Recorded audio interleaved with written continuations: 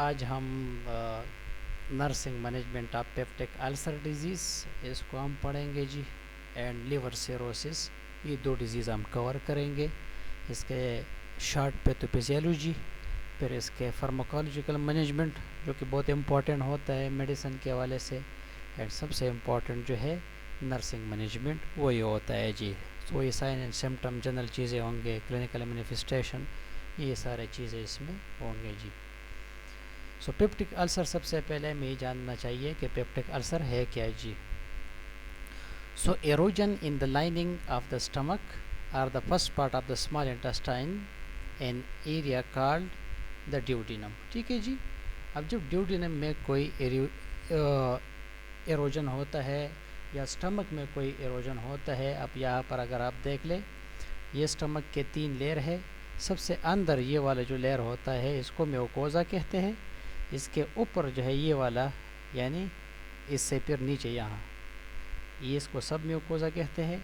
और ये बाहर वाला जो है इसको मस्कुलर स्पे कहते हैं, यानी मसल से बना हुआ लेयर स्टमक का जी।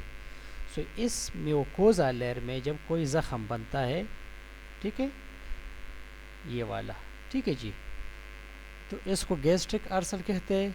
और अगर यहाँ पर इस स्मॉल इंटेस्टाइन में ड्यूडिनम के इस एरिया में यहाँ पर बंदा है तो इसको ड्यूडिनल अल्सर कहते हैं। यहाँ पर फॉर एग्जांपल ये एक छोटा सा ज़ख़म आपको नज़र आ रहा है, ठीक है जी, तो इसको ड्यूडिनल अल्सर कहते हैं।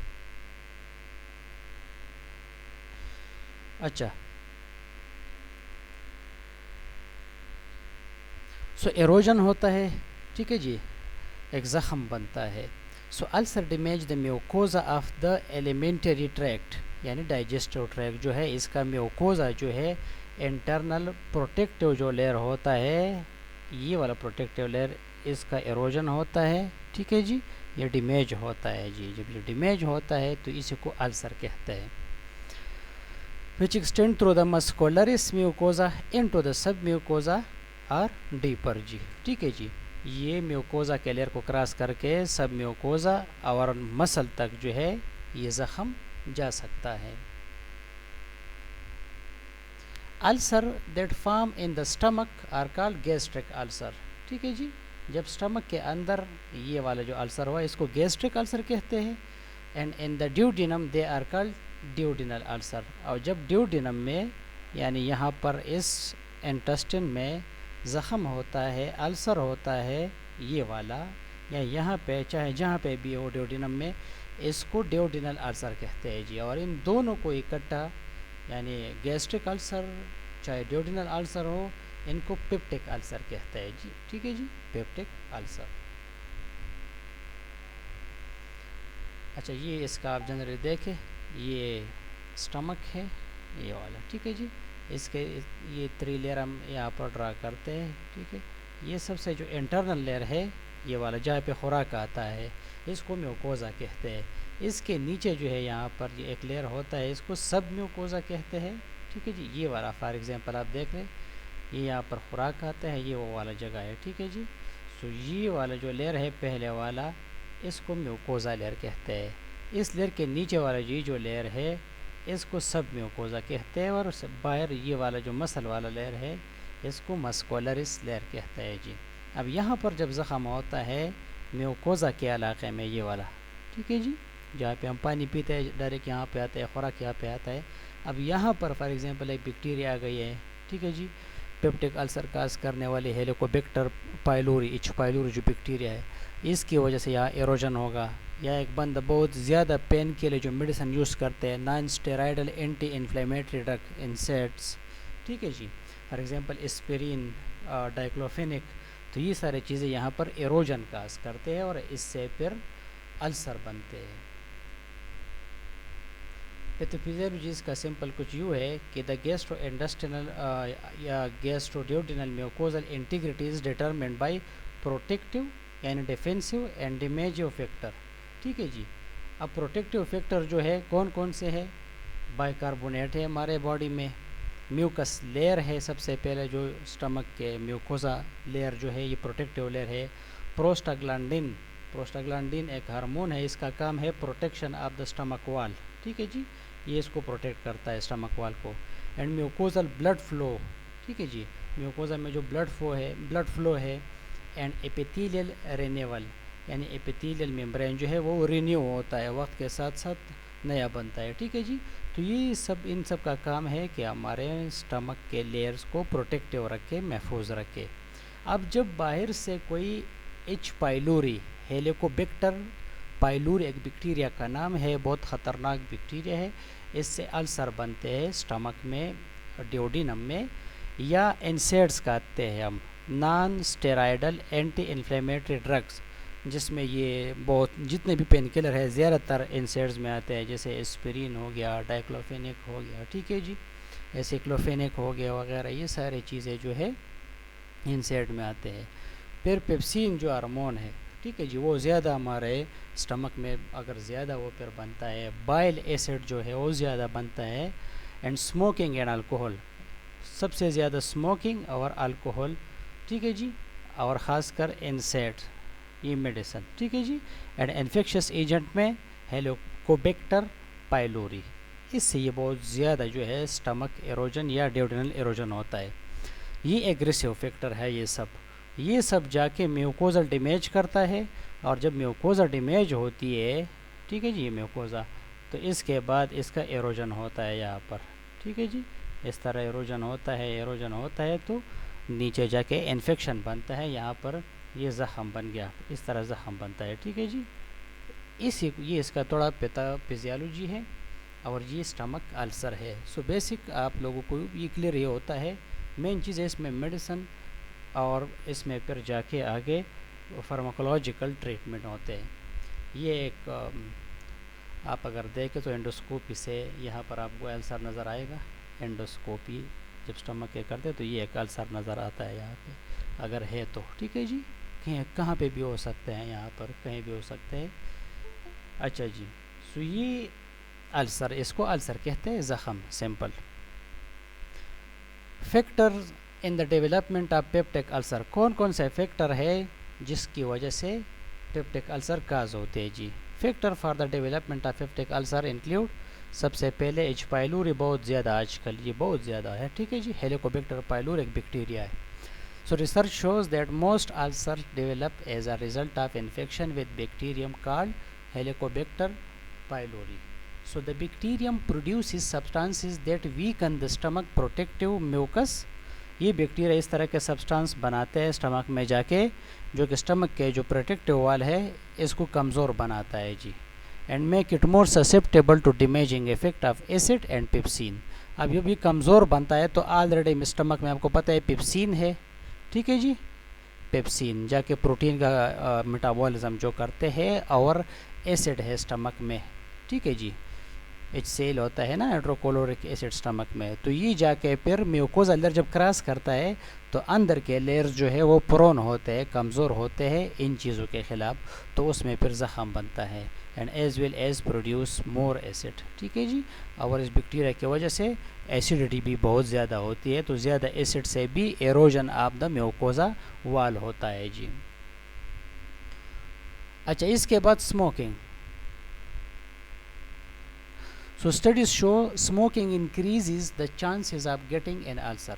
अब कोई बंदा सिगरेट पीता है या चर्स पीता है या जो भी चीज़ स्मोक करता है, ठीक है जी, या इंडस्ट्रियल एरिया में रहता है एक बंदा फॉर एग्जांपल जहाँ बहुत स्मोक है, so slow the healing process of existing ulcer, यानी अगर अल्सर है ऑलरेडी और बंदा स्मोक करता है तो वो बहुत स्लो होता है हीलिंग, वापस ठीक होना ज़ख़म का, and contribute to ulcer recurrence, और ये कि इसकी वजह से फिर दोबारा भी अल्सर हो सकता है।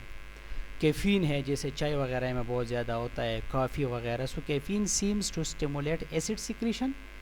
कैफ़ीन के बारे में ये कहा जाता है कि ये एसिड स्टिमुलेशन को इंक्रीज़ करता है। जब एसिड स्टिमुलेशन इंक्रीज़ होता है तो स्टमक वाल जो है वो फिर कमज़ोर होता जाएगा daily, so which can aggravate the pain and existent ulcer, ठीक है जी, जिसकी वजह से अगर अल्सर है तो पेन ज़्यादा होगा जी। अब किसी को अल्सर नहीं है तो कैफ़ीन कुछ नहीं करेगा, लेकिन अगर अल्सर है और कैफ़ीन लेता है, चाय वगैरह पीता है, ये जो ब्लैक टी है, तो इसकी वजह से फिर उस अल्सर से पेन प्रोड्यूस होगा। High over the stimulation of stomach acid can not be attributed solely to caffeine. सिर्फ ये नहीं है कि कैफ़ीन ही की वजह से जो है स्टमक एसिड ज़्यादा हो जाएंगे, बल्कि अगर अल्सर है तो इसका पेन ज़्यादा हो जाएगा कैफीन से। इसके बाद आते हैं अल्कोहल। पेप्टिक अल्सर उन लोगों में भी ज़्यादा होता है कि जिसमें अल्कोहल है। No proven link between alcohol consumption and peptic ulcer, but ulcer are more common in people who have cirrhosis of the liver. Ulcer उन लोगों में बहुत ज़्यादा कॉमन होता है जिनमें लीवर सिरोसिस होते हैं। And disease often link to heavy alcohol consumption. ठीक है जी, अल्कोहल कंजम्पशन के साथ ही रिलेट करता है सिरोसिस, और लिवर सिरोसिस बहुत ज़्यादा अल्कोहल की वजह से ही होता है। नेक्स्ट आप इंशाल्लाह पढ़ेंगे इस लेक्चर में। स्ट्रेस की वजह से, स्ट्रेस जो एक कंट्रीब्यूटिंग फैक्टर है, लेकिन लाजमी नहीं है कि स्ट्रेस ही से अल्सर प्रोड्यूस होगा। Although emotional stress is no longer thought to be a cause of ulcer, people with ulcer often report that emotional stress increase ulcer pain. ठीक है जी, अगर ऑलरेडी अल्सर है और कोई बंदा स्ट्रेस में है तो इसको फिर स्टमक पेन ज़्यादा महसूस होगा जी। ठीक है जी, इससे ये पता चलता है कि अगर आप स्ट्रेस में है और आपको स्टमक पेन है, इसका मतलब है कि आपको स्टमक अल्सर है। अच्छा जी, एसिड एंड पेप्सिन जो कि हमारे स्टमक ही में बनते हैं, it is believe that the stomach inability to defend itself against the powerful digestive fluid. ठीक है जी, जैसा कि हाइड्रोक्लोरिक एसिड है एंड पेप्सिन है। हाइड्रोक्लोरिक एसिड और पेप्सिन जो है ये बहुत ताकतवर चीज़ है स्टमक के लिए, इसलिए तो स्टमक के ऊपर म्यूकोजा लेयर है ताकि प्रोटेक्ट रखा करे इन चीज़ों को। नीचे जो लेयर है सब म्यूकोजा मस्कुलरिस, ठीक है, कंट्रीब्यूट टू अल्सर फार्मेशन। तो इससे भी अगर ये बहुत ज़्यादा मकदार में खारिज होते हैं तो इससे भी म्यूकोजा जो लेयर है वो डिस्ट्रॉय हो सकता है। इसके बाद मेडिसन है, जो लोग बहुत ज़्यादा पेन किलर लेते हैं, पेन के लिए दवाइयाँ जो लेते हैं, non steroidal anti inflammatory drug खासकर, these drug such as aspirin, ibuprofen, ठीक है जी, ये जो प्रोफेन आते हैं, नेप्रोक्सेन, सोडियम पेन के लिए, ये अगर लोग लेते हैं बहुत ज़्यादा, so make the stomach vulnerable to the harmful effect of acid and pepsin. ठीक है जी, so they are present in many non prescription medication use to treat fever, headache and minor aches and pain. ठीक है जी, ये advice सिर्फ और सिर्फ आपको बताता है कि फीवर में हम देते हैं, हेडेक के लिए देते हैं, माइनर एक्स जो यानी जो दर्द होता है, कम दर्द जो होता है, ठीक है जी, बॉडी पेन अक्सर जो होते हैं, एंड पेन के लिए। लेकिन इसका मतलब ये नहीं है कि स्टमक में पेन है और हम पेन किलर देंगे। अगर स्टमक पेन में आप पेन किलर देते हैं तो इसको और एग्रेवेट करेगा, ठीक है जी, और ज़्यादा बनाएगा इसको, इसीलिए स्टमक पेन में इन सेट्स को हम एवॉइड करते हैं। अच्छा जी, symptoms of gastric and duodenal ulcer, इसके सिम्टम्स क्या क्या होंगे जी। So the following are the most common symptom for ulcer.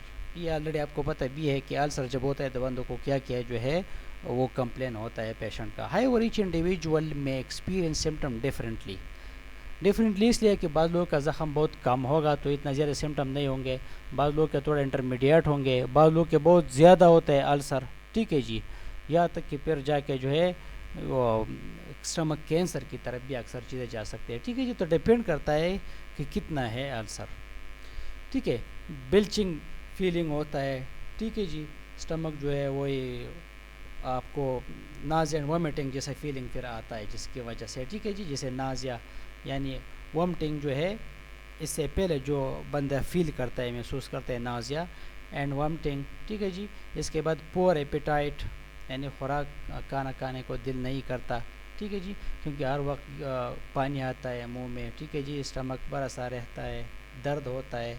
Loss of wait, अब जब खुराक कम खाता है बंदा तो वेट भी लॉस करता है, और अगर इन्फेक्शन है तो और भी वेट लॉस करेगा। And feeling of tired and weak, हर वक्त ये कंप्लेन करे कि भाई मैं टायर्ड महसूस करता हूँ, कमज़ोर महसूस करता हूँ अपने आप को, ठीक है जी।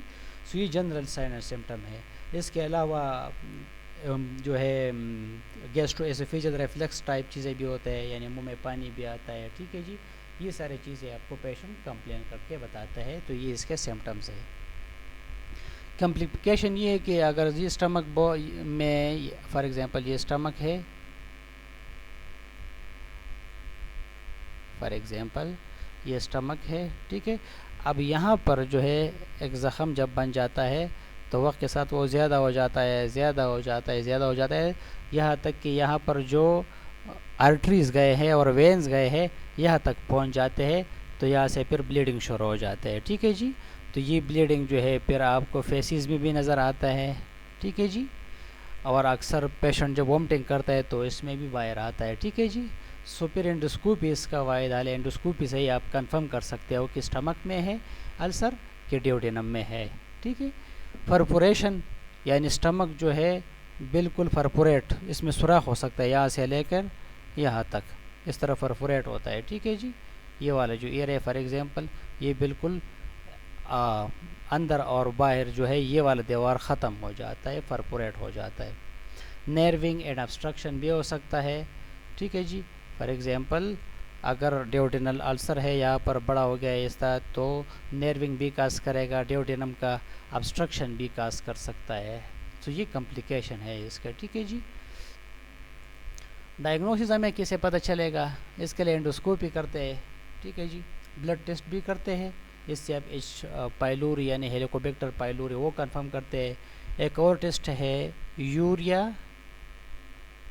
ब्रेथ टेस्ट, ठीक है जी, ये भी करते हैं। Endoscopy a small flexible instrument with a camera on the end is inserted through the mouth into the oesophagus, stomach and duodenum to view the entire upper GIT. तो फिर एंडोस्कोपी में इस तरह करता है कि पूरा जो जीआईटी सिस्टम है, ठीक है जी, इसमें एक छोटा सा पाइप है, इसमें कैमरा लगा होता है और इसको इंसर्ट करके अपर जितना भी जीआईटी ट्रैक है वो देखते हैं, ठीक है जी।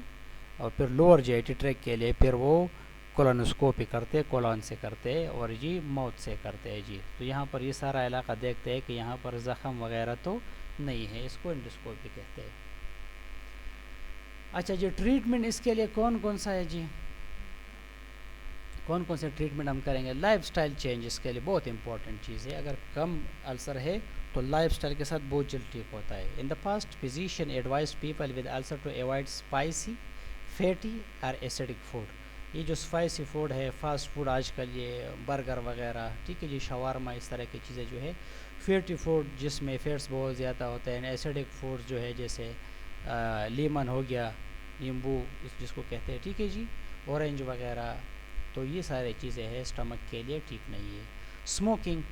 Smoking has been shown to delay ulcer healing and has been linked to ulcer recurrence, so therefore people with ulcer should not smoke. इसलिए जिन लोगों को अल्सर है वो कभी भी स्मोक न करे ताकि ये अल्सर जल्दी ठीक हो। जब वो स्मोक करता है और इसको ऑलरेडी अल्सर है तो ये ज़ख़म जो है बहुत आहिस्ता आहिस्ता फिर बढ़ता है, ठीक होता है, टाइम बहुत ज़्यादा लेता है। इसलिए पीपल हो ऑलरेडी है स्टमक अल्सर और duodenal ulcer, they should avoid smoke. अच्छा, मेडिकेशन में हम कह देते हैं, अब मेडिकेशन इसके बहुत कॉमन मेडिकेशन है आजकल। Physician treat stomach and duodenal ulcer with several types of medication. वो पर डिपेंड करता है एक डायग्नोस पे, लेकिन generally H2 receptor blocker, H2 receptor जो है ये स्टमक में एक टाइप ऑफ रिसेप्टर लगे होते हैं और इसका काम ये है कि H+ जो है यानी हाइड्रोजन का जो आयन है इसको रिलीज़ करता है जी। और स्टमक में उधर क्लोराइड होते हैं तो ये जाके उसके साथ मिलते हैं और HCl बनाते हैं। अब जब HCl बनता है तो इसको हाइड्रोक्लोरिक एसिड कहते हैं और ये एसिडिटी अल्सर के लिए बुरी चीज़ है।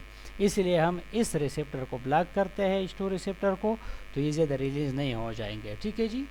सो H2 blocker to reduce the amount of acid the stomach produce by blocking histamine, ठीक है जी। H2 हिस्टामिन रिसेप्टर को हम ब्लॉक करते हैं। A powerful stimulant of acid secretion, example cimetidine, एजेंटेक के नाम से जो आते थे, ठीक है जी, रेनिथिडीन एंड फेमोथिडीन, ये जो है हम देते हैं पेशेंट को ताकि इसका एसिडिटी कम हो। जब एसिडिटी कम हो तो अल्सर ज़्यादा नहीं हो जाएगा। इसके बाद दूसरा ऑप्शन भी है प्रोटॉन पंप इनहिबिटर।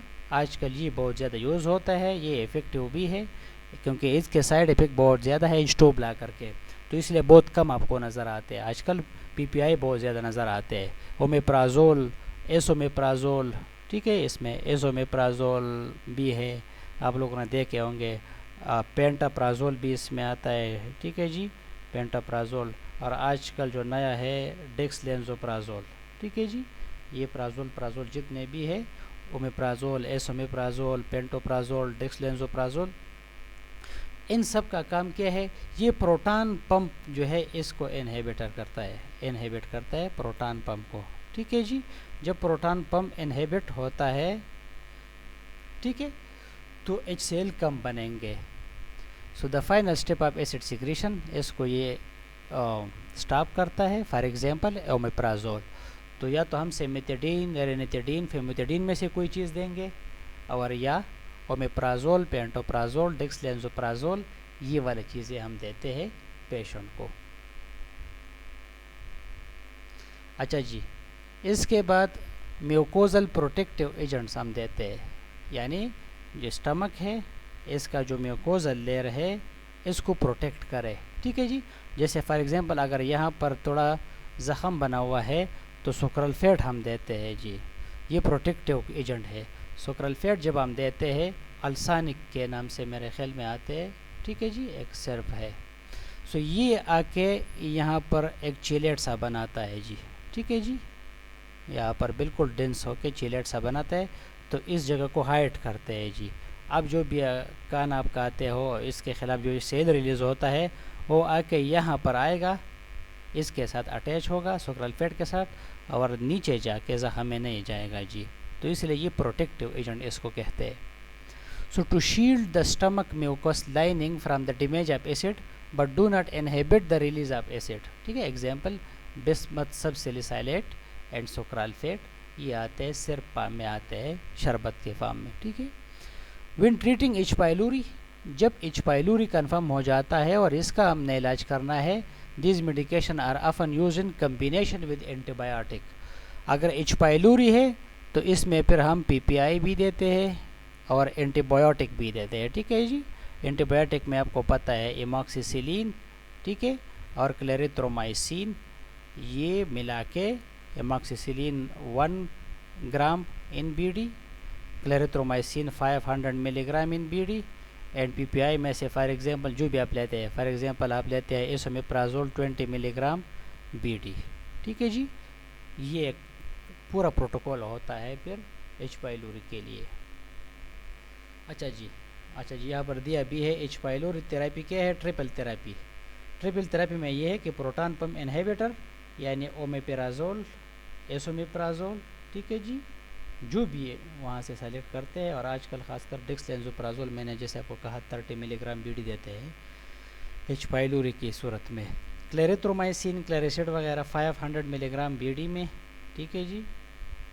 और एमॉक्सिसिलिन, एमॉक्सिल के नाम से भी आते हैं, दूसरे नाम से भी आएंगे, एस्पामॉक्स के नाम से भी मेरे ख्याल में आते हैं। सो इसको 1 ग्राम BD करते हैं, ठीक है जी। सो ये इसके लिए एक रिजीम है एच पाइलोरी के लिए, और 14 डेज 7 to 14 डेज में लेते हैं, ठीक है जी। प्रोटोकॉल के हिसाब से 7 to 14 डेज, ठीक है जी, लेकिन बेहतर है कि 10 to 12 डेज लाजमी दिया करें, ठीक है जी।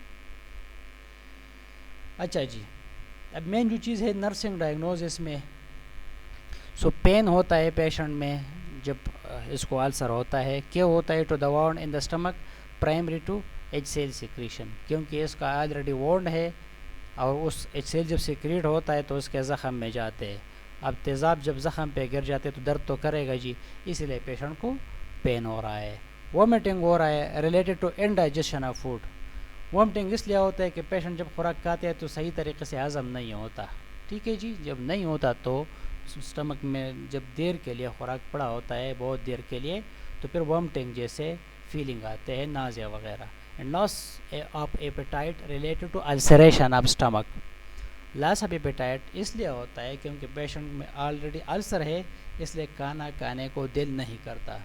And loss of weight related decrease nutrition intake secondary to peptic ulcer. Weight इसलिए लॉस होता है कि खाना ही नहीं खाता मरीज़, तो वेट किस तरह गेन करेगा। एंड स्ट्रेस एंड एंजाइटी होता है related to disease process. Anxiety और स्ट्रेस इसलिए होता है कि पेशेंट परेशान है कि भाई मुझे डिजीज़ है, मेरा स्टमक ख़राब है, इस वजह से स्ट्रेस में होता है जी। अब नर्सिंग इंटरवेंशन के क्या हम बनाएंगे, सपोर्ट द पेशेंट इमोशनली इसको हम सपोर्ट करें, ठीक है जी। एडमिनिस्टर प्रिस्क्राइब मेडिकेशन, अगर हॉस्पिटल में हमारे पास एडमिट है पेशेंट और इसके कुछ प्रिस्क्राइब मेडिकेशन है, सो टाइमली हम इसको एडमिनिस्टर करेंगे। वो 5 राइट्स ऑफ पेशेंट जो होते हैं कि right patient right medicine right dose, right route and right time. ठीक है जी, इस हिसाब से हम पेशेंट को अटेंड करते हैं। Provide small meals a day और small hourly meals as order. खुराक पेशेंट को हम इस तरह देंगे कि वक्फे वक्फे के साथ, एक वक्त पे नहीं सारा खुराक, क्योंकि वो हज़म नहीं कर सकता, सही तरीके से डाइजेस्ट नहीं कर सकता। इसलिए अगर हम थोड़ा थोड़ा करके देते हैं तो पेशेंट इसको बहुत अच्छा फिर डाइजेस्ट भी कर सकते हैं। डिपेंड करता है कि अल्सर कितना है जी। Schedule care so that the patient gets plenty of rest. ठीक है जी, स्केजुअल केयर यानी वक्त के साथ अगर एक स्केल जब बनाते हो उस हिसाब से पेशेंट के को केयर प्रोवाइड करते हो तो पेशेंट फिर रेस्ट पेशेंट को जो है वो मिलता है जी। Monitor the effectiveness of administered medication and also watch for adverse reaction जी। ठीक है जी, जो मेडिसिन एडमिनिस्टर करते हैं एज अ नर्स तो देखते हैं कि पेशेंट को जो हमने मेडिसिन दिया है क्या इससे पेशेंट को कोई फ़ायदा हुआ है या नहीं जी, और इसके एडवर्स इफ़ेक्ट तो पेशेंट में नहीं हुआ है जी। ठीक है जी, क्योंकि हर मेडिसिन जो है इसका एडवर्स इफ़ेक्ट होता है और पेशेंट में हमने इस एडवर्स इफ़ेक्ट को फिर मॉनिटर करना पड़ता है जी। Assist the patient nutritional status, हम पेशेंट के न्यूट्रिशनल स्टेटस देखते हैं and the effectiveness of measures use to maintain it, weigh him regularly. ठीक है जी, हम पेशेंट का वेट भी करते हैं कि हम देखते हैं कि डेली वेट तो लॉस नहीं करता। ठीक है जी, न्यूट्रिशनल स्टेटस देखते हैं कि खाना जो है पेशेंट कितना खाता है जी। ठीक है, ताकि इसका वेट भी बरकरार हो। सो ये नर्सिंग इंटरवेंशन है। इसके बाद जो नर्सिंग इंटरवेंशन और भी है, teach the patient about peptic ulcer disease. Patient को आप सिखाते हो कि पेप्टिक अल्सर डिजीज़ ये चीज़ है, ये स्टमक में यानी मैदे में, ठीक है जी, वहाँ पर ज़ख़म बनता है। And help him to recognise its sign and symptom. ठीक है जी, पेशेंट को आप कहेंगे कि अगर आपको ये मसला है तो इसका मतलब है कि आपके स्टमक में ज़ख़म है। अगर पानी आता है मुँह में, आपका खुराक सही तरीके से हज़म नहीं होता, पेन होता है आपको बहुत ज़्यादा, तो ये इस तरह लगता है कि आपको स्टमक में अल्सर है। Instruct the patient to take antacid 1 hour after meals.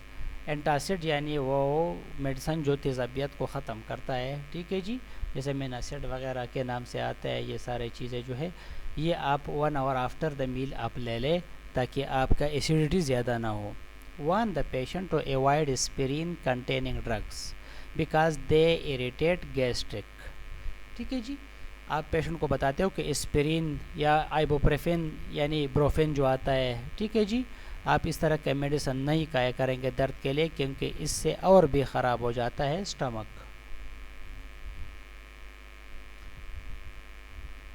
अच्छा, इसका फिर नर्सिंग असेसमेंट हम करेंगे। General management assess for description of pain कि पेन कितना है, assessment of relief measurement to relieve the pain. ठीक है जी, रिलीफ मेजरमेंट आप देखते हैं ताकि पेशेंट का पेन हम ठीक करें। ठीक है जी, अब हमने क्या देना है, एसिटामिनोफेन, पेनाडोल वगैरह। Assessment of the characteristic of the vomitus. ठीक है जी, अगर पेशेंट जो है इसका वोमिटिंग जो है इसका हम करेक्टरिस्टिक देखते हैं, ब्लड तो नहीं आ रहा है इसमें। ठीक है, and assessment of patient usual food intake and food habit. Patient कौन कौन सा खुराक जो है यूजुअली खाता है, तो इससे हमें ये पता चलता है कि पेशेंट का न्यूट्रिशनल स्टेटस कैसा है। इसके बाद नर्सिंग डायग्नोसिस।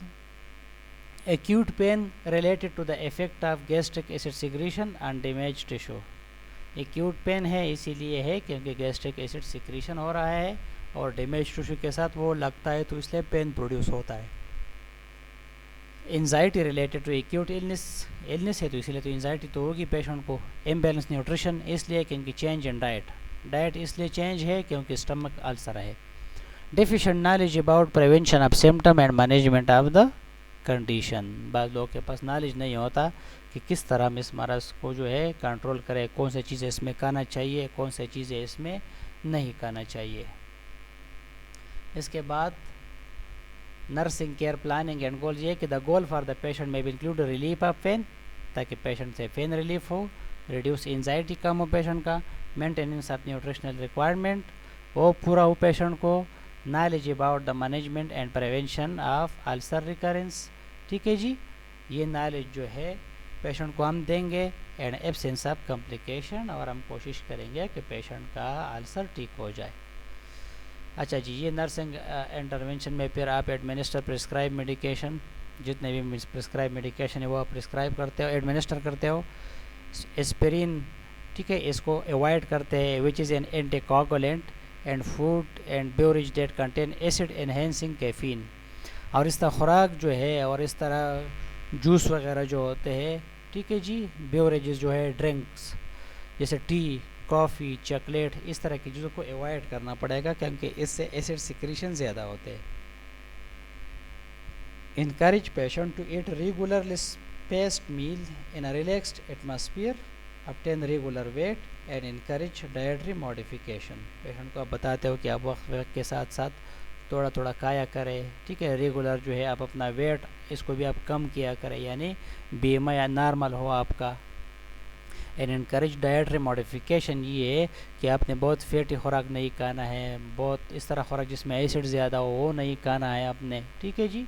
तो ये आप पेशेंट को टीच करते हो जी। एंड इनकरेज रिलैक्सेशन टेक्निक आप बताते हो पेशेंट को। मॉनिटरिंग एंड मैनेजिंग कॉम्प्लिकेशन, अब अगर हेमोरेज हो रहा है यानी ब्लीडिंग हो रहा है तो इस सिचुएशन में नर्सिस के लिए असेस फॉर फेंटनेस और डिजीनेस, पेशेंट बेहोश ना हो जाए, ठीक है जी। नाउजिया, इन चीज़ों के लिए आप पेशेंट को असेस करते हो बिफोर और with bleeding. Test stool for occult और ग्रास ब्लड, स्टूल जो है इसका टेस्ट किया जाता है कि इसमें ब्लड तो नहीं आ रहा। मॉनिटर वाइटल साइन फ्रिक्वेंटली, क्योंकि जब ब्लीडिंग होता है तो वाइटल साइन पे बहुत ज़्यादा असर पड़ता है, जैसे टेकिकार्डिया तो नहीं है, ठीक है जी, हाइपोटेंशन तो नहीं है, टेकिपनिया तो नहीं है, तो ये सारी चीज़ें मॉनिटर करना पड़ता है। Insert an indwelling urinary catheter आप डालते हो। And monitor intake and output, इसको आप देखते हो कि इनटेक एंड आउटपुट ठीक है कि नहीं है urine. And insert and maintain an IV line for infusing fluid and blood, ठीक है जी, फ्लूइड और ब्लड के लिए आप IV लाइन डालते हो कि इन केस ऑफ हाइपोटेंशन, ठीक है जी, फिर आपका एक्सेस अवेलेबल हो। एंड फाइनली आप होम मैनेजमेंट और टीचिंग प्लान आप बनाते हो पेशेंट के लिए, तो पेशेंट को आप बताते हो कि assist the patient in understanding the condition factor that help और एग्रेवेट इट, ठीक है जी। पेशेंट को आप इसका हेल्प करता है, ठीक है जी, और इनको बताते हैं कि कौन कौन से चीज़ों से ये स्टमक अल्सर ख़राब हो सकता है और कौन कौन से चीज़ों से ये जल्द ठीक हो जाएगा। Teach patient about prescribe medication, patient को आप प्रिस्क्राइब मेडिकेशन के बारे में बताते हो। फॉर एग्ज़ाम्पल अगर एसोमेप्राजोल है या जो भी PPI है, आप बताते हो कि ये 15 to 20 मिनट आप पहले लेते हो, ठीक है जी, खुराक से पहले आप लेंगे सुबह और शाम, ठीक है जी। इसके बाद फिर आप अपने एंटीबायोटिक लेंगे, इंक्लूडिंग नेम, यानी ड्रग के नेम आप बताते हो, ठीक है जी, कि ये ओमेप्राजोल है, ये क्लेरिथ्रोमाइसिन है, ये मॉक्सिसिलिन है। एंड डोजेज आप बताते हो कि 1 गोली खाना है कि 2 गोली खाना है कि 3 गोली खाना है, तो आप डोजेज बताते हो। फॉर एग्जांपल पेंटोप्राजोल का तो आप बताते हो कि 1 गोली आप सुबह लेंगे निहार मुँह और 1 गोली आप शाम को लेंगे, तो ये डोज है। फ्रीक्वेंसी क्या है, फ्रीक्वेंसी कितने दिन में कितने दफ़ा, 1 दफ़ा, 2 दफ़ा, 3 दफ़ा। एंड पॉसिबल साइड इफ़ेक्ट क्या क्या हो सकते हैं जो मेडिसिन आप ले रहे हो जी। तो ये जनरली आप एक पेशेंट के लिए टीचिंग प्लान बनाते हो और इसको आप टीच करते हो मेडिसिन के बारे में। Also identify medication such as aspirin that patient should avoid, आप ये भी बताते हो पेशेंट को कि आप दर्द के लिए हर दवाई को आप नहीं लेंगे, इससे ये ज़ख़म और बढ़ जाएगा। और ख़ासकर एस्पिरिन जो कि घर में लोग बहुत ज़्यादा यूज़ करते हैं, तो इसको आप कहेंगे कि आप एस्पिरिन को अवॉइड करो, यानी यूडेस्पिरिन के नाम से जो आते हैं। Instruct patient about particular food that will upset the gastric mucosa, जैसे कि काफ़ी हो गया जी, टी हो गया एंड अल्कोहल, ठीक है जी, इससे क्योंकि ये म्यूकोजा और इरिटेट होगा। Which have acid producing potential, जिसकी वजह से बहुत ज़्यादा एसिड प्रोड्यूस होते हैं जी। encourage patient to eat regular meal in a relaxed setting and to avoid over eating, ठीक है जी। पेशेंट का जो मील है आप रिलैक्स सेटिंग में आप खाएँ इसको और बहुत ज़्यादा ना खाए, ओवर ईटिंग ना करें। एक्सप्लेन दैट स्मोकिंग में interfere with ulcer healing, patient को आप ये भी बताते हो कि अगर आप स्मोक करते हो तो फिर ज़ख़म बहुत जल्द जो है बढ़ नहीं जाएगा। Refer patient to programme to assist with smoking cessation, अगर पेशेंट एडिक्ट है तो फिर इस तरह के अगर कोई प्रोग्राम है, सोशल वेलफेयर वाले लोग हैं, तो इनके यहाँ आप पेशेंट को फिर भिजवाते हो ताकि स्मोकिंग सेजेशन में इसका हेल्प करा दे जी। इसके बाद अब इवालुएट करते हो जी कि हमने जो कुछ किया वो करामत साबित हुआ कि नहीं। Expected patient outcome include relief of pain, reduce anxiety, maintain nutritional requirements, knowledge about the management and prevention of ulcer recurrence and absence of complication। ये फिर आप इवालुएट करते हो कि पेशेंट ने जो मेडिसिन यूज़ किया है इसके साथ कुछ वाक़ा हुआ है कि नहीं है। इसके बाद दूसरे पार्ट पे हम आते हैं nursing management of liver cirrhosis. कि लिवर सिरोसिस में क्या होता है। लिवर सिरोसिस आपको पता है कि इर्रिवर्सिबल इन्फेक्शन ऑफ लिवर होता है, ठीक है जी। और इसमें फिर लिवर जो है वो डैमेज होता है, अपना फंक्शन लॉस करता है। हम नॉर्मल फंक्शन जो है आपको पता है लिवर का कि नॉर्मल लिवर जो है metabolism of fats, protein, carbohydrates, ठीक है जी, वो करता है। प्रोटीन बनाते हैं डिफरेंट टाइप्स के, एल्ब्यूमिन फॉर एग्जांपल बनाते हैं, ठीक है जी। ये जितने भी कोगुलेशन कैस्केड होता है वो लिवर ही की वजह से होता है, ठीक है जी। सो बहुत सारे फंक्शन है लिवर का जी। अच्छा जी, ग्लूकोज हमारा सही तरह से स्टोर नहीं होगा फिर तो अगर लिवर ख़राब है हाइपोग्लाइसीमिया में पेशेंट जा सकते हैं। और लिवर आपको पता है कि लिवर के नीचे एक वेन गया है, इसको हिपेटिक पोर्टल वेन कहते हैं, ठीक है जी। अगर लिवर में यहाँ पर फाइब्रोसिस है, ठीक है जी, इस तरह ग्रेनुलेशन हुआ है तो ये वेन या आगे जाके तंग हो जाता है, तो पीछे इस वेन पे यहाँ पर ब्लड प्रेशर वो बिल्ड हो जाता है जी। तो इसको फिर पोर्टल हाइपरटेंशन कहते हैं। ये फिर एक और कॉम्प्लिकेशन वहाँ से बनेगा जी। सो सिरोसिस जनरली क्या चीज़ है जी। सिरोसिस रेफर टू क्रोनिक, बहुत ज़्यादा टाइम के लिए डिजेनरेटिव चेंजेस। ये आप लीवर को देखें कितना डिजेनरेट हो चुका है, ठीक है। In the liver cell and thickening of surrounding tissue, ठीक है जी, वो थिक हो जाते हैं। That result from the liver repairing itself after chronic inflammation. Yak cirrhosis is a consequence of chronic liver disease characterized by replacement of liver tissue by fibrosis। इसमें fibres बहुत ज़्यादा फाइब्रोसिस होता है यहाँ पे, ठीक है जी। स्कार टिश्यू यानी जो ज़ख़म भर जाता है इसके बाद जो स्कार बनते हैं वो बहुत ज़्यादा होते हैं। एंड रिजनरेटिव नड्यूल्स बनते हैं, इस तरह के दाने बनते हैं लिवर पर, ठीक है जी। So leading to loss of liver function, जिसकी वजह से लिवर अपना फंक्शन जो है वो छोड़ देता है जी।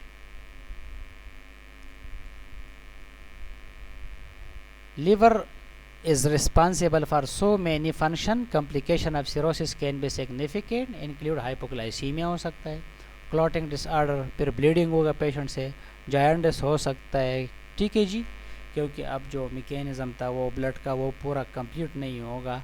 पोर्टल हाइपरटेंशन होगा, एसाइटिस एडेमा बनेगा जी, क्योंकि जो लीवर में अब वेन है यहाँ से लीकेज वगैरह होगा, पानी बनेगा यहाँ पर, एसाइटिस। एंड हेपेटिक इंसेफेलोपैथी यानी लीवर के जो डिजीज़ है वही अब बनेंगे। क्लिनिकल मैनिफेस्टेशन जीआई सिस्टम पे क्या असर होगा। Early indicator usually involve gastrointestinal sign and symptom such as anorexia होगा, लॉस ऑफ एपेटाइट, इंडाइजेशन, ठीक है जी, एंड नाउजिया होगा, वॉमिटिंग, कॉन्स्टिपेशन एंड डायरिया। ये सारे चीज़ें हो सकते हैं गैस्ट्रोइंटेस्टाइनल सिस्टम। रेस्पिरेटरी सिस्टम पर क्या असर पड़ेगा जब लीवर ख़राब हो जाता है। So respiratory system occur late as a result of hepatic insufficiency and portal hypertension such as pleural effusion, oedema होता है, ठीक है जी, लंग्स में, लंग्स के जो प्लूरा है, मेम्ब्रेन है, ठीक है जी, उसमें। लिमिटेड थोरेसिक एक्सपेंशन, क्योंकि जब पानी जमा हो जाता है तो थोरेसिक एक्सपेंशन कम खोलता है फिर थोरेसिक, ठीक है, due to abdominal ascites and interfering with efficient gas exchange leading to hypoxia, ठीक है जी, और गैस एक्सचेंज के साथ इंटरफियर करता है जिसकी वजह से ऑक्सीजन कम मिलेगा बॉडी को। सेंट्रल नर्वस सिस्टम पे क्या क्या असरात होंगे। लेथर्जी, ठीक है जी, क्योंकि हाइपोग्लाइसीमिया है तो एनर्जी नहीं मिलता है बॉडी को पूरा। मेंटल चेंजेस आते हैं जैसे स्लर्ड स्पीच, साफ नहीं बोल सकता है। फिर एस्टेरिक्सिस, ठीक है जी, हैंड ट्रेमरिंग, जो हाथ जो है वो शेक होता है। फिर पेरिफेरल न्यूराइटिस, ठीक है जी, पाँव और हाथ में पेन महसूस होगा। हेलुसिनेशन होता है, हेलुसिनेशन फॉल्स परसेप्शन, चीज़ों को गलत परसीव करना, अल्टीमेटली कोमा। ठीक है जी, पेशेंट कोमा में जाएगा क्योंकि एक पूरा ऑक्सीजन और ग्लूकोज दिमाग के जो सेल है उसको नहीं मिलेगा तो कोमा में जाएगा पेशेंट। हेमेटोलॉजिक सिस्टम पे the patient experience bleeding tendency and anaemia, क्योंकि जो कोआगुलेशन कैस्केड है वो लीवर पे डिपेंड है। अब जब लीवर ख़राब है तो ब्लड क्लॉटिंग सही नहीं होगा। Skin there is severe pruritus, खारश होगा बहुत ज़्यादा जब किसी को लीवर सिरोसिस है। एक्सट्रीमली ड्राइनेस होगा स्किन में, पुअर टिश्यू टर्गर। ठीक है, एबनॉर्मल पिगमेंटेशन, स्किन पे एबनॉर्मल पैचेस आएंगे।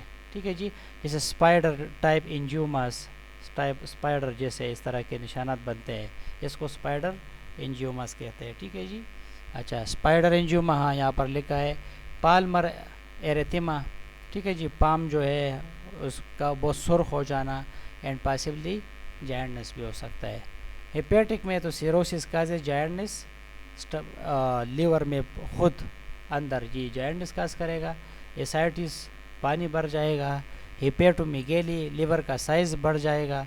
एडिमा ऑफ द लेग्स, क्योंकि पाँव जो है क्योंकि ग्रेविटी ज़्यादा है यहाँ तक तो ज़्यादा एडिमा यहाँ पर होगा। एंड हेपेटिक रेनल सिंड्रोम, यहाँ तक कि किडनी भी ख़राब हो जाएगा और फिर सही यूरिन जो है सही मकदार में नहीं बनेंगे। सो ये जनरल सिस्टमेटिक इम्पैक्ट था इसका।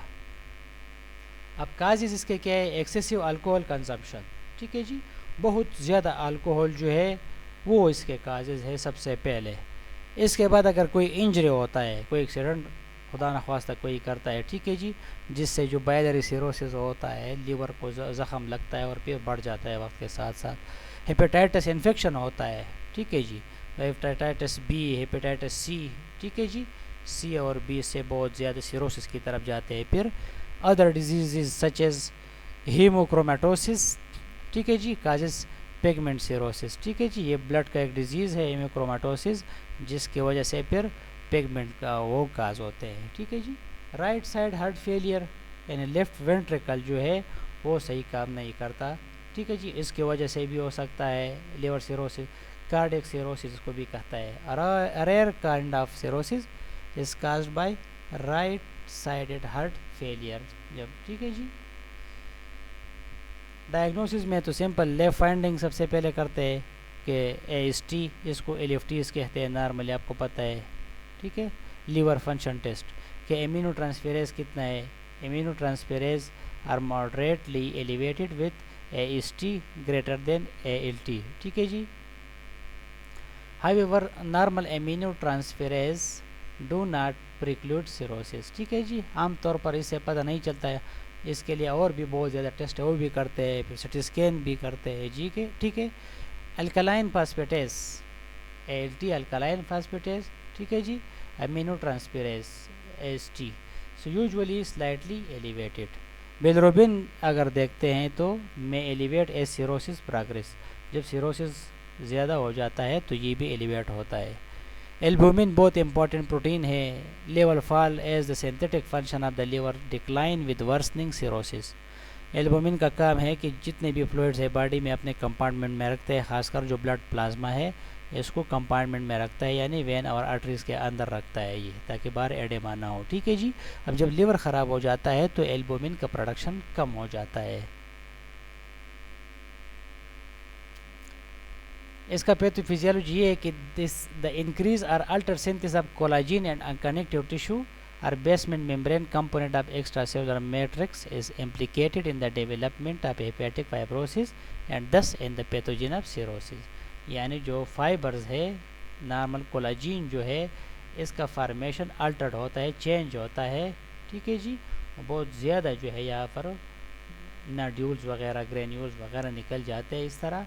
ठीक है जी, जिसकी वजह से लिवर जो है वो ख़राब हो जाता है ड्यू टू एटियोलॉजिकल फैक्टर, यानी फॉर एग्जांपल हेपेटाइटिस बी है, हेपेटाइटिस सी है, जो भी काज है, इसकी वजह से diffuse destruction and regeneration of liver destroy होता है, फिर अपने आप को रीजनरेट करने की कोशिश करता है, जिसके नतीजे में फार्मेशन ऑफ फाइब्रस टिश्यू बनता है ताकि इस ज़ख़म को हील करे। So destroy liver cell are replaced gradually by scar tissue, necrotic tissue, yield fibrosis. तो सिरोसिस डैमेज लिवर टिश्यू। तो यहाँ पर स्कार्स बनेगा, जैसे ज़ख़म होता है तो जब हील हो जाता है तो इसके बाद स्कार बनते हैं, तो इससे लिवर फिर ख़राब हो जाएगा। और and obstruction of blood lymph and bile flow, ठीक है जी। तो यहाँ पर जो ब्लड के जो वेन आर्टरीज है वो ऑब्स्ट्रक्ट हो जाएंगे, ठीक है जी। लिम्फ जितने भी इसका एक्सेस है, ठीक है जी, वो भी ब्लॉक हो जाएंगे। एंड बाइल फ्लो जो है, ठीक है, बाइल यहाँ पर लीवर के नीचे आपको पता है कि गाल ब्लैडर है, इसमें बाइल स्टोर होते हैं। सो बाइल फ्लो जो है ये भी अफेक्ट हो सकता है। सो इसकी वजह से हेपेटिक इनसफिशिएंसी काज होती है। लीवर के फिर ये 4 स्टेजेस है, ठीक है, healthy liver, fatty liver and liver fibrosis, इसके बाद सिरोसिस। हेल्दी लीवर तो नॉर्मल होता है, फैटी लीवर में फैट्स जमा होते हैं, ठीक है जी, आपने नाम सुना होगा fatty liver. So deposit of fat cause liver enlargement, जिसकी वजह से हेपेटोमेगाली होती है। इसके बाद अगर ज़ख़म वगैरह लगता है सो स्कार टिश्यू फॉर्म्स, यहाँ से स्कार फॉर्म होता है। सो मोर लिवर सेल इंजरी आकर, स्कार की वजह से साइड में और सेल भी ज़ख्मी हो जाते हैं, तो और सेल ज़ख्मी हो जाते हैं। इस तरह बहुत ज़्यादा ऐसा फिर ज़ख़म से मुतासर होता है। एंड फाइनली जब सारा इस तरह ज़ख़म होता है तो सिरोसिस में कन्वर्ट होता है। Scar tissue make liver hard and unable to work properly. तो स्कार टिश्यू इस तरह हर जगह पे जब बनेंगे तो लिवर अपना फंक्शन सही तरीके से नहीं कर पाएगा। ये तो effect of liver cell failure. जब लीवर काम नहीं करेगा तो पेशेंट कोमा में भी जा सकता है। फीटू हेपेटिकस यानी breath smell like a fresh open carps. Carps एक टाइप की मछली है, वो उसकी तरह बू फिर मुँह से आती है। स्पाइडर नेवी, इस तरह के ये वाला पेजेस आप देखते हो, ठीक है, ये इस तरह पे आते हैं। Gynaecomastia, male like breast, female like breast in male, ठीक है जी। जायंटनेस काज होता है। एसाइटिस, पानी भर जाते हैं यहाँ पर पेट में। लॉस ऑफ सेक्सुअल हेयर, ठीक है जी, जो सेक्सुअल हेयर है, जेनिटल हेयर वो लॉस होते हैं। टेस्टिकुलर एट्रोफी होते हैं मेल में, ठीक है। लिवर फ्लैप यानी कोर्स हैंड ट्रिमर होते हैं, ठीक है जी, हाथ जो शेक हो जाते हैं। ब्लीडिंग टेंडेंसीज, बहुत ज़्यादा ब्लीडिंग होती है। एनीमिया काज होता है, मैक्रोसाइटिक एनीमिया, आयरन डिफिशिएंसी, क्योंकि ब्लड लॉस होते हैं। एंड एंकल एडेमा, यहाँ पर बहुत ज़्यादा एडेमा होगी क्योंकि ये ग्रेविटी ज़्यादा है नीचे की तरफ। अच्छा जी, लीवर का मेडिकल मैनेजमेंट हम किस तरह करेंगे? डाइट बहुत इंपॉर्टेंट है। The patient may be benefit from high calories and medium to high protein diet as developing hepatic encephalopathy mandate restricted protein intake, ठीक है जी। अच्छा, इसके बाद सोडियम रिस्ट्रिक्शन हम करते हैं, is usually restricted to 2 gram per day, क्योंकि ज़्यादा सोडियम के साथ आपको पता है ज़्यादा पानी होता है फिर, ठीक है। सो सोडियम को हम रिस्ट्रिक्ट करते हैं। फ्लूइड रिस्ट्रिक्शन, हम fluid are restricted to 1.5 litre per day, कम फ्लूइड देते हैं क्योंकि ऑलरेडी वहाँ पर एसाइटिस होते हैं, इसलिए ज़्यादा फ्लूइड नहीं देते। Rest and moderate exercise is essential, आराम देते हैं पेशेंट को, और थोड़ा एक्सरसाइज मॉडरेट, बहुत ज़्यादा एक्सरसाइज नहीं, ठीक है। पैरासिंथेसिस यानी वो जो में हेल्प एलिवेट एसाइटिस, वो जो पानी निकालते हैं एसाइटिस में पीठ से जो पानी निकालते हैं, ठीक है जी, इसको पैरासिंथेसिस कहते हैं। फार्माकोलॉजिकल मैनेजमेंट, अब चूँकि लीवर सिरोसिस है और जब लीवर ख़राब है तो आप मेडिसिन नहीं दे सकते ज़्यादा मेडिसिन, क्योंकि सब मेडिसिन जो है वो लीवर से ही मेटाबोलाइज होते हैं ज़्यादातर मेडिसिन। अब जब लीवर ख़राब है तो मेटाबोलाइज का होगा फिर, इसलिए बहुत कम मेडिसिन देते हैं। उसमें से पोटाशियम स्पेयरिंग डायरेटिक्स यानी पानी निकालने वाले अद्वयात, ये जो स्प्रोमाइड वगैरह के नाम से आते हैं, स्पायरोनोलेक्टोन, एल्डोक्टोन, ये एल्डेक्टोन के नाम से जो आते हैं, ठीक है, स्पायरोनोलेक्टोन, ये इस तरह करते हैं कि पोटाशियम जो है स्पेयर करता है बॉडी में, ज़्यादा पोटाशियम नहीं निकालता और पानी निकालता है। और decrease ascites and plural effusion, इसका ये फ़ायदा होगा कि एसाइटिस कम होंगे, पानी पेट में निकल जाएगा, एंड फ्लूरल एफ्यूजन, और लंग्स में भी कम हो जाएगा पानी। लेक्टिलोज हम देते हैं, डोफालेक के नाम से भी सिर्फ आते हैं, लग्जेटिव है वो, ठीक है जी। अब इमोनिया वगैरह ये बहुत ज़्यादा जमा होते हैं तो इसको निकालेगा बाउल में जी, from the blood into bowel. The lactulose act as laxative and cause the body to excrete the stool containing ammonia, ठीक है जी। लेक्टोलोज एज अ लग्जेटिव भी काम करते हैं, और जितने स्टूल पास होंगे तो इसके साथ एमोनिया भी ये बाहर निकालेगा। टैप वाटर एनेमा में also be order to help the body eliminate the ammonia, ठीक है जी। यानी जो टेप वाटर एनिमा, जैसे कलिन एनिमा है, इस तरह टेप वाटर, आम वाटर का एनिमा आप देते हो, ठीक है जी, ताकि ऑब्जर्व हो जाए और पेशेंट का मोटिलिटी ज़्यादा हो और एमोनिया को बाहर निकाल दे। प्रोप्रेनालोल हाइड्रोक्लोराइड एंडेराल के नाम से जो टैबलेट आते हैं हाइपरटेंशन के लिए, यानी anti hypertensive medication, and is order to lower portal hypertension, portal hypertension को वो कम करता है जी। And all unnecessary medication are avoided, क्योंकि लीवर के नॉट मेटाबोलाइज दिम, लीवर जो है इसको मेटाबोलाइज नहीं कर सकता, इसलिए गैर ज़रूरी मेडिसिन बिल्कुल नहीं देते और बहुत कम मेडिसिन देता है इस सिचुएशन में। अब मेन नर्सिंग मैनेजमेंट क्या क्या होगा जी? Monitor vital sign and mental status, क्योंकि लीवर सिरोसिस का पेशेंट हमेशा वो क्रिटिकल पेशेंट ही होता है जी। Restrict fluid intake as order, जो भी आपको फाइल में आर्डर हुआ है कि इतना ही फ्लूइड देना है, ज़्यादा नहीं देना है, उसी को फॉलो करना है।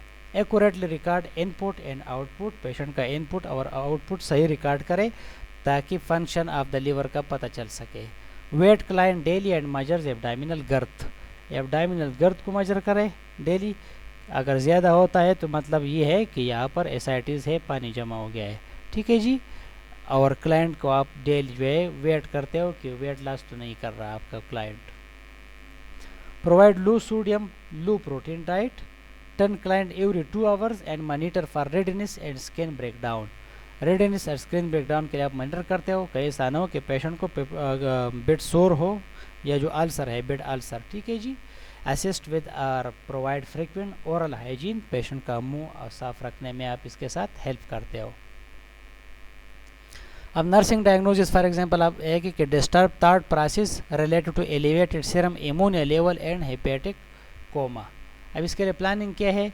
The client will experience an improved level of orientation within 48 hour of initiation of treatment जी। तो इसके लिए इंटरवेंशन क्या आता है जी?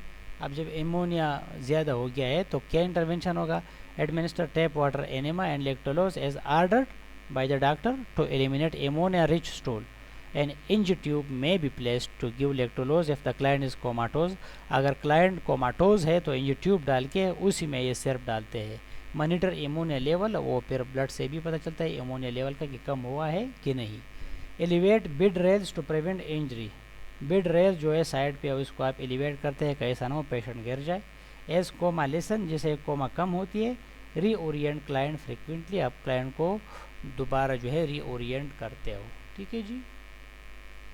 अच्छा, इसके बाद नर्सिंग डायग्नोसिस में excess fluid volume related to ascites, fluid इसलिए ज़्यादा है क्योंकि एसाइटिस है जी। The client will have less ascites by discharge, ये आपका प्लान है। इंटरवेंशन आप इसके लिए क्या देते हो करते हो? Weight daily, educate client to identify physician if weight gain of half pound और मोर इन 1 वीक। आप कहते हो कि अगर एक हफ्ते में पेशेंट का वज़न 1 पाउंड से या 1/2 पाउंड से ज़्यादा होता है तो आप फिर डॉक्टर को रुजू करें। मेजर एब्डामिनल गर्थ डेली आप करेंगे ताकि पता चले कि पानी जमा हुआ है कि नहीं। Restrict fluid 1000 to 2000 ml per day depending on severity of the ascites, क्योंकि बाज़ दफ़ा आप बिल्कुल नहीं देते पानी। Provide loose sodium diet of 500 to 2000 milligram a day depend on severity of the ascites. Teach client how to measure fluid and calculate sodium in diet, ठीक है जी। वो फिर आप इसको सिखाते हैं। और आप एज अ नर्स भी अगर आपको पता नहीं है तो आप डाइटिशियन जो होता है, न्यूट्रिशनलिस्ट, इससे आप मशवरा लेते हो। If a paracentesis is done, अगर पानी निकाला गया है, so check vital sign every 15 minute during the procedure and after the procedure until the vital are stable, क्योंकि जब पानी निकालते हैं तो इसमें हाइपोटेंशन में भी पेशेंट जा सकता है।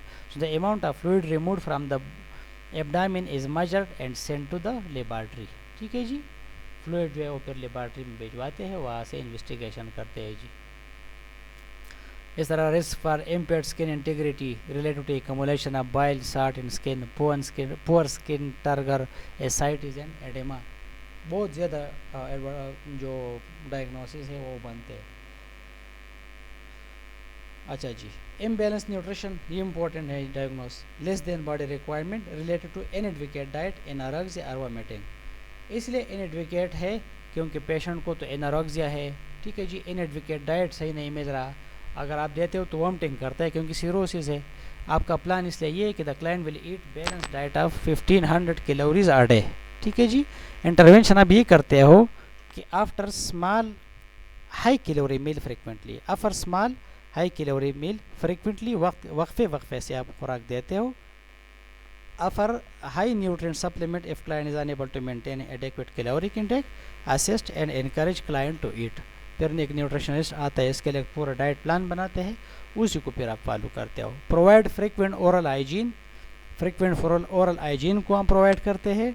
And observe for changes in mental status that would interfere with caloric intake, ठीक है जी। जैसे इंक्रीज लेथर्जी है, पेशेंट थकावट की बहुत ज़्यादा वो कंप्लेन करता है, ये सारे चीज़ों को आप जो है ना ऑब्जर्व करना है। एंड फाइनली आप इवालुएट करते हो each outcome to determine how it has been met by the client. आप देखते हो कि क्लाइंट को हमारे इंटरवेंशन से कितना फ़ायदा हुआ है अब तक जी। ये था जी आज का लेक्चर, यहाँ पर ख़त्म होता है।